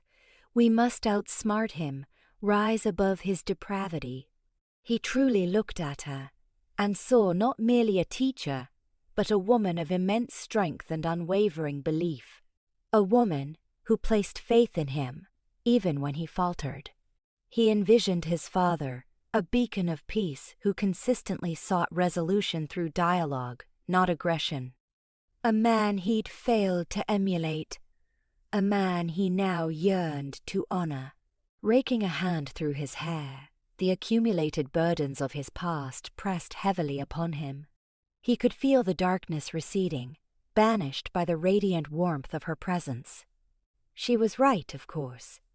Violence offered no solution, only a descent into greater suffering, deeper wounds, and irretrievable losses. "Fine," he conceded, his voice gravelly. "Fine, Abby. No bloodshed. We'll forge a different path." Relief flooded her features, and she squeezed his hands with renewed vigor. "Thank you, Beau. Thank you for hearing me." Standing, he drew her up with him. He enfolded her in his arms, the comforting warmth of her body a stark contrast to the encroaching chill that had been festering within. He inhaled the delicate fragrance of lavender and sunshine, a scent that embodied fresh starts, unwavering hope, and the future he thought had been irrevocably lost. "But what do we do?" he questioned, his voice a hushed whisper. "How do we oppose him without resorting to his tactics?" She stepped back, lifting her gaze to meet his, her eyes gleaming with fierce resolve. "We fight with the truth, Beau. We expose him as the deceiver and swindler he is. We unveil his machinations to the town."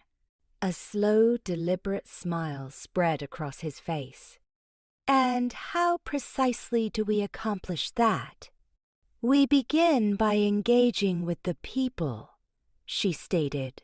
"We reveal Blackwood's insidious plans, the threat to the schoolhouse, the insidious theft of their way of life, and we reassure them that they're not isolated, that we stand united in this." He nodded, a rekindled sense of purpose surging through him. It wouldn't be simple.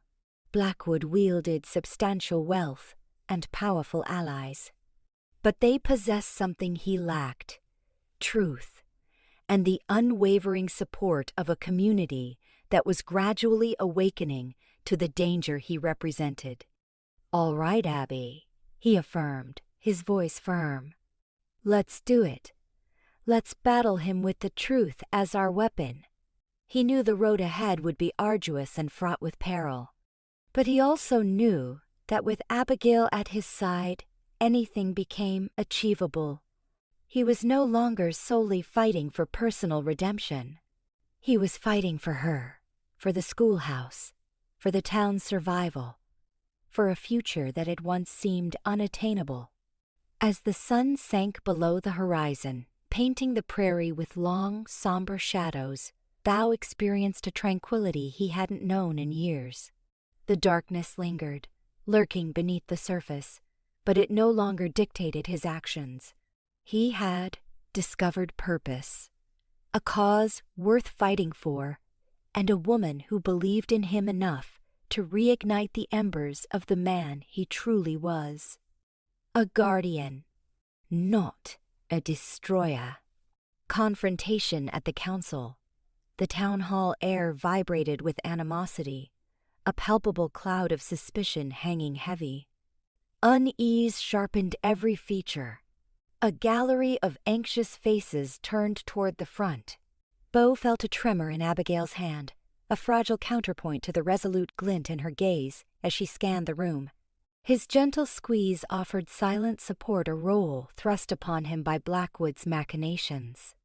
Sheriff Evans, his expression a granite mask, stood sentinel-like against a wall, offering Beau a curt nod, a fleeting, inscrutable emotion flickering in his usually impassive eyes. Blackwood, enthroned at the council table's head, exuded an aura of domineering control. His gaze, sharp and calculating, raked the assembled townsfolk, briefly snagging on Beau and Abigail before returning to the documents before him. His studied indifference couldn't quite conceal the subtle tick in his jaw, the almost imperceptible tension in his clenched fist. "Friends," Blackwood began, his voice a silken drawl that failed to mask the steel beneath. "This gathering concerns the unfortunate rumors circulating about my business dealings. Rumors, I assure you, entirely baseless and disseminated with malicious intent." A restless ripple ran through the townsfolk. Abigail tensed beside Beau. "Every action I've undertaken," Blackwood pressed on, his tone now laced with affronted virtue, "has been for the betterment of this community. I've ushered in prosperity, created opportunities, fostered advancement." He paused for effect. "Now, these allegations threaten to unravel it all." Beau stepped forward, drawing Abigail alongside him. The buzzing subsided, replaced by taut expectation. Every eye zeroed in on him, the collective weight of hope and trepidation pressing down. He looked eyes with Blackwood, unwavering. "You're mistaken, Blackwood," Beau countered, his voice surprisingly firm. "These are more than whispers, they are documented truths. And the only thing at risk is your stranglehold on this town." He raised the stack of documents he and Abigail had painstakingly unearthed. Deeds, contracts, bank records, each a damning indictment of Blackwood's duplicity. "These expose your systematic scheme of acquiring land through deception, dispossessing families, and enriching yourself at their expense." Beau's tone, measured yet resonant, hammered home each accusation. "You've contaminated our water supply, defrauded our ranchers, manipulated this entire community for personal enrichment." Blackwood's face twisted with fury, his carefully constructed facade crumbling. "Lies," he thundered, his fist crashing against the table. "Fabrications. This man seeks to destroy me, to dismantle everything I've built." He gesticulated wildly at Beau, his eyes blazing. "A rabble-rouser, a disgruntled agitator. Disregard his words. He seeks to turn you against me." Ignoring the outburst, Beau focused on the townspeople, raising aloft a deed bearing Blackwood's signature proof of the Henderson farm acquisition at a pittance. "This documents the Hendersons' plight," Beau articulated, his voice ringing clear. "Blackwood coerced them into selling, preying on their desperation after the drought. He promised a fair price, then robbed them blind." A collective intake of breath swept through the room. Old man Henderson, his face a roadmap of hardship, shuffled forward, his gaze a mix of outrage and humiliation. "It's the truth," he rasped, his voice thin with age and regret. "He took everything, claimed he was doing us a kindness." Blackwood's glare seared Henderson, his features contorted. "You senile fool! You endorsed the documents. You consented to the terms. Because you deceived us," Henderson retorted, his voice gaining surprising strength. "You claimed to be helping us. You posed as our benefactor." A rising chorus of voices joined Henderson's, a symphony of outrage and betrayal. Individuals began recounting their personal encounters with Blackwood's machinations, their tales of manipulation and deceit. The tide was turning, inexorably. Abigail stepped into the fray, her voice a beacon of calm amidst the rising storm. "This extends beyond mere real estate and monetary gain," she declared, her gaze sweeping over the assembly. "This concerns the very fabric of our community, the values we hold dear. It's a question of whether we allow one individual to dictate our future." She paused, allowing her words to penetrate. "We must not succumb to fear. We must not be corrupted by greed. We must unite and fight for what is just." Martha Jenkins, her face drained of color by guilt, edged her way to the front. "She speaks the truth," she stammered, her voice trembling with remorse. "We erred in doubting her. We erred in heeding Blackwood's falsehoods." She met Abigail's gaze, her eyes pleading for forgiveness.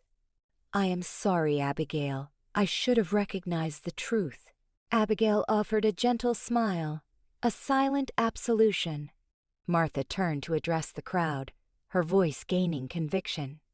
"We must confront him. We must demonstrate that his control over us is broken."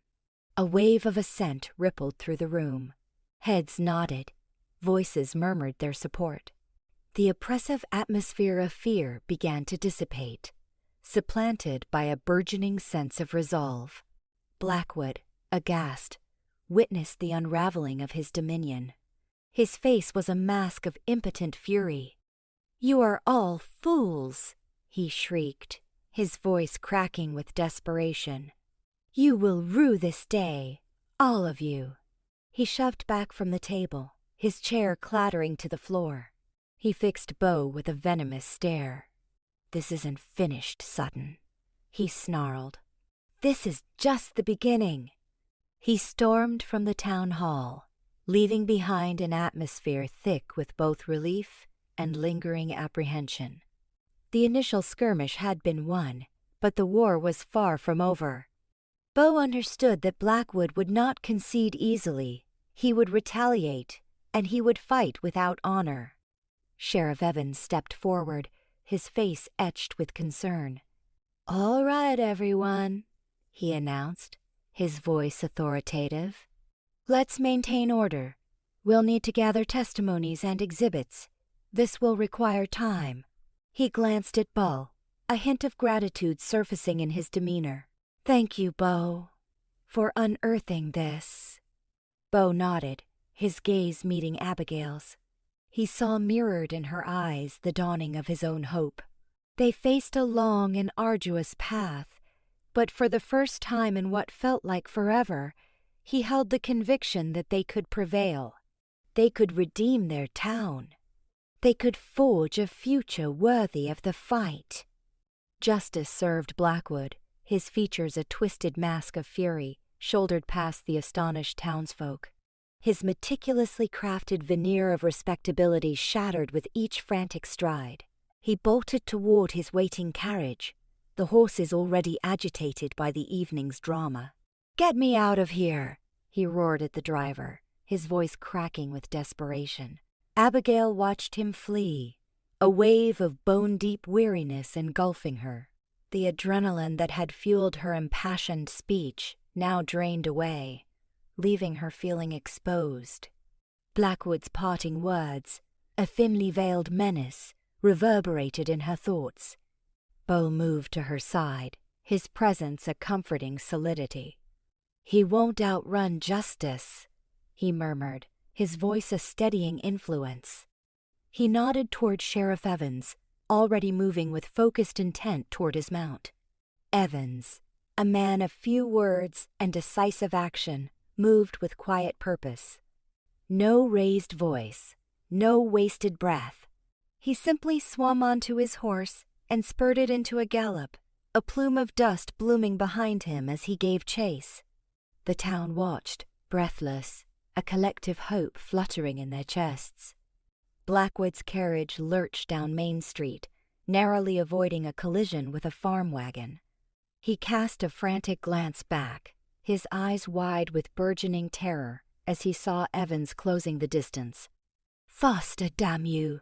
he shrieked at the driver, clutching the carriage side as it swayed precariously. The driver, a stocky fellow named Jeb, hesitated. His conscience pricked. He'd been in Blackwood's employ for years, but the revelations of the evening, the accusations hurled against his employer, festered within him. He subtly eased the horse's pace, a muted act of rebellion. Blackwood noticed instantly. He seized Jeb's arm, his grip surprisingly forceful. "What in blazes do you think you're doing?" he hissed, his face a mere inch from Jeb's. "I pay you for obedience, not insolence." Jeb met Blackwood's glare, his own eyes hardening with resolve. "This town's been a good home, Mr. Blackwood," he said, his voice unwavering. "I won't help you skip town." Blackwood's eyes narrowed to venomous slits. Releasing Jeb's arm, he reached inside his coat, the movement sparking alarm. But instead of a weapon, he produced a thick roll of bills. "Take it," he spat, thrusting the money toward Jeb. "Enough to vanish, Just get me across the border." Jeb stared at the money, his face a battleground of conflicting impulses. The lure of a fresh start was strong, the promise of a new life tempting. But he couldn't betray his neighbors, the people who had embraced him as one of their own. "I can't," he declared, pushing the money back. The thunder of Sheriff Evans' horse grew louder, echoing through the night. Blackwood cursed under his breath, recognizing the futility of escape. He sank back into the carriage seat, defeated. Sheriff Evans reined in his horse beside the carriage, his expression grim. "Silas Blackwood," he announced, his voice ringing with authority. "You're under arrest." Blackwood offered no resistance.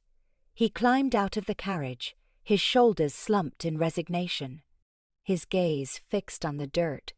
The metallic click of handcuffs closed around his wrists, a stark pronouncement of the justice he had long evaded.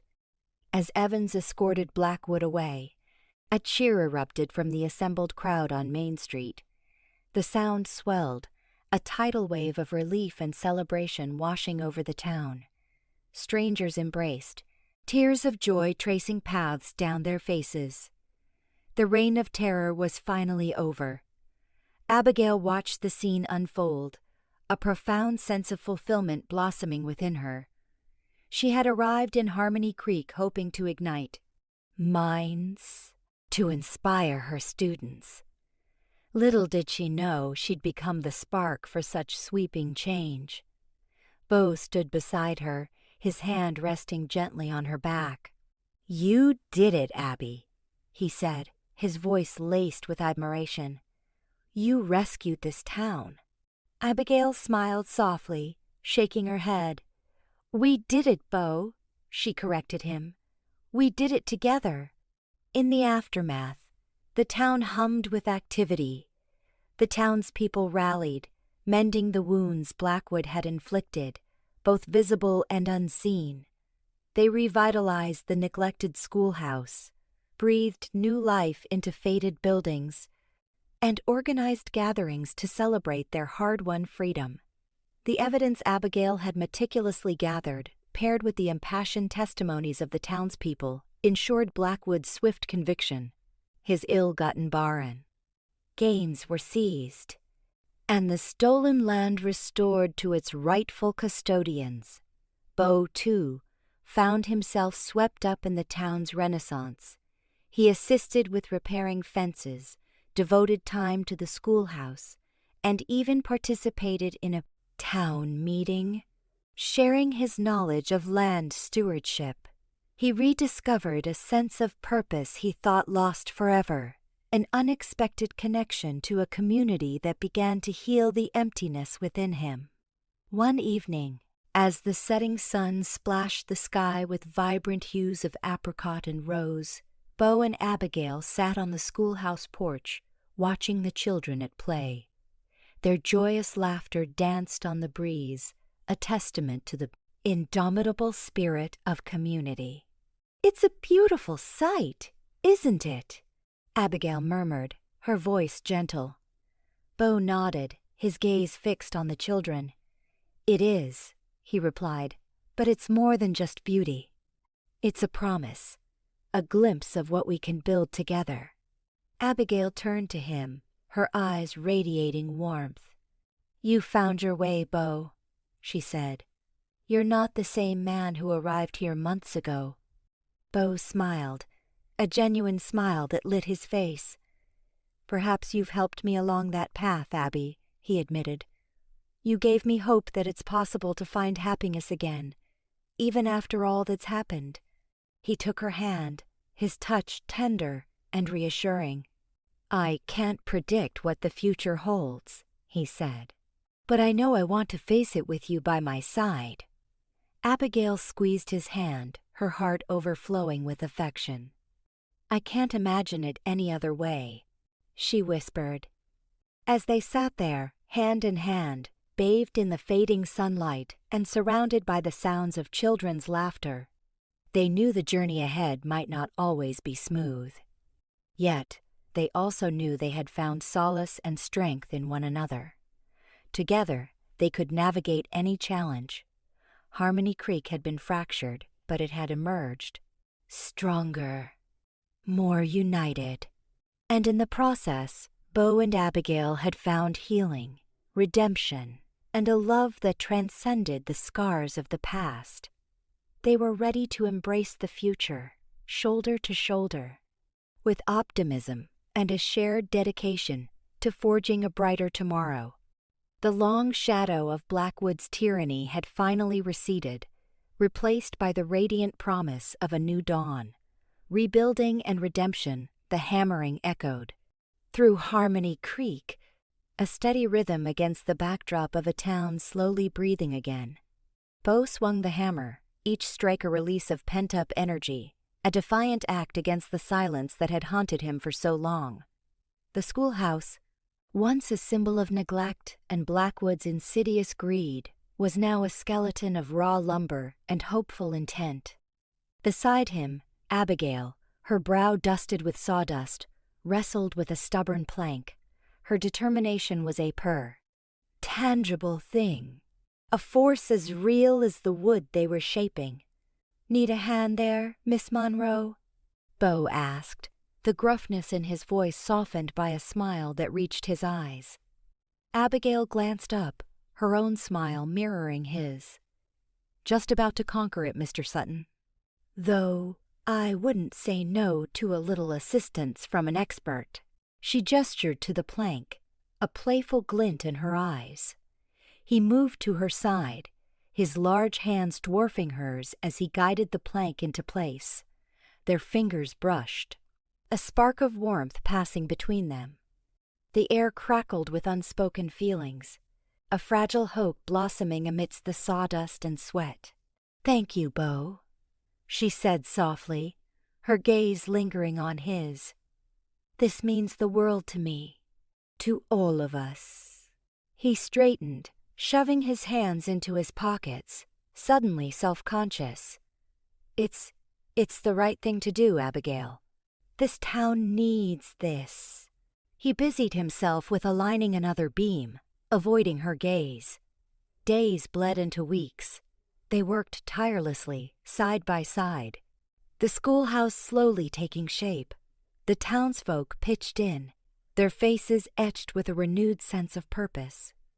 Children played amongst the lumber, their laughter a sweet melody replacing the bitter silence of the recent past. Beau found himself drawn into their energy, their unbridled optimism a balm to his wounded soul. He taught them how to properly swing a hammer, his patience surprising even himself. He told them stories of the war, not of the horrors, but of the camaraderie, the moments of unexpected kindness amidst the brutality. He found himself talking more than he had craft. In years, the words flowing freely, unburdening him of the weight he had carried for so long. One afternoon, as the sun dipped below the horizon, painting the sky in hues of orange and purple, Beau found himself standing before a weathered wooden cross. His brother Caleb, killed in the war. A war Beau had survived only to return home to a different kind of battlefield. He knelt, the dry earth crunching beneath his knees. The silence was different here, not the oppressive silence of isolation, but a peaceful quiet, a sense of acceptance. "Hey, Caleb," he began, his voice rough with emotion. "We did it. We helped. Harmony Creek. It's gonna be okay. I think I'm gonna be okay too." He paused, a tear tracing a path down his weathered cheek. "I miss you, brother. I always will." He stood, his shoulders straighter, his gaze fixed on the horizon. The weight on his chest hadn't vanished, but it felt lighter. Somehow, he carried the memory of Caleb not as a burden, but as a reminder of the man he wanted to be. He returned to town, the image of the schoolhouse bathed in the warm glow of lantern light drawing him in. He found Abigail inside, poring over textbooks, her brow furrowed in concentration. "Long day," he observed, leaning against the doorframe. She looked up, startled, then smiled. "It has been, but a good one. We're ordering new primers and slates tomorrow. Mrs. Henderson donated a globe, and Mr. Abernathy is fixing the bell. It's really happening, Beau." Her eyes sparkled with excitement, and he found himself captivated by her unwavering belief in the future. "It is," he agreed, pushing himself off the doorframe and walking towards her. He stopped a few feet away, the air thick with unspoken emotion. "Abigail." He hesitated, the words catching in his throat. He wasn't a man used to expressing his feelings, but he knew he couldn't hold them back any longer. I care about you, Abigail." "More than I thought possible." Abigail's breath hitched, her eyes widening slightly. She rose slowly from the table, closing the distance between them. "Beau," she whispered, her voice trembling, "I care about you too." "So much." He reached out, his hand gently cupping her cheek. Her skin was soft beneath his calloused fingers. He gazed into her eyes, seeing not just the spirited schoolteacher, but the woman who had awakened his heart, the woman who had shown him that even after all the pain, all the loss, there was still hope for happiness. "I know I'm ma. I'm not the easiest RY. Man to love. Abigail, I'm broken, scarred." His voice was raw, filled with a vulnerability he rarely allowed himself to show. She placed her hand over his, her touch warm and reassuring. "You're not broken, Beau," she said softly. "You're just weathered, like an old tree that's seen a lot of storms but still stands tall. And those scars, they tell a story of strength, of resilience, of survival." She paused, her gaze searching his. "And I love your story, Beau. All of it." He leaned in, his lips brushing against hers. The kiss was tentative at first, a gentle exploration, but it quickly deepened, a floodgate of emotions released in a torrent of longing and desire. It was a kiss of healing, of redemption, of a future finally within reach. When they finally broke apart, breathless and flushed, Beau rested his forehead against hers.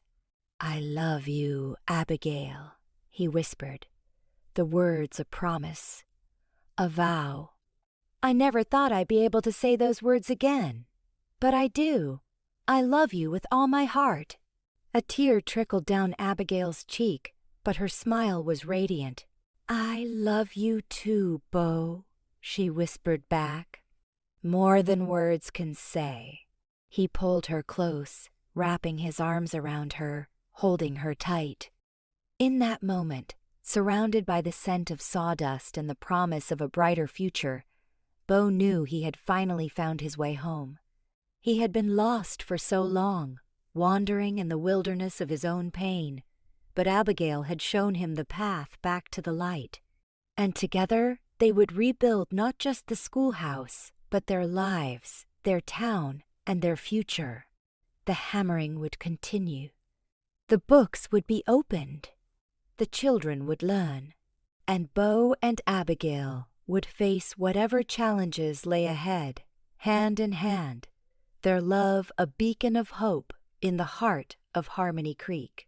A new dawn crimson and gold bunting fluttered in the autumnal air, a vibrant contrast to the season's melancholic palette.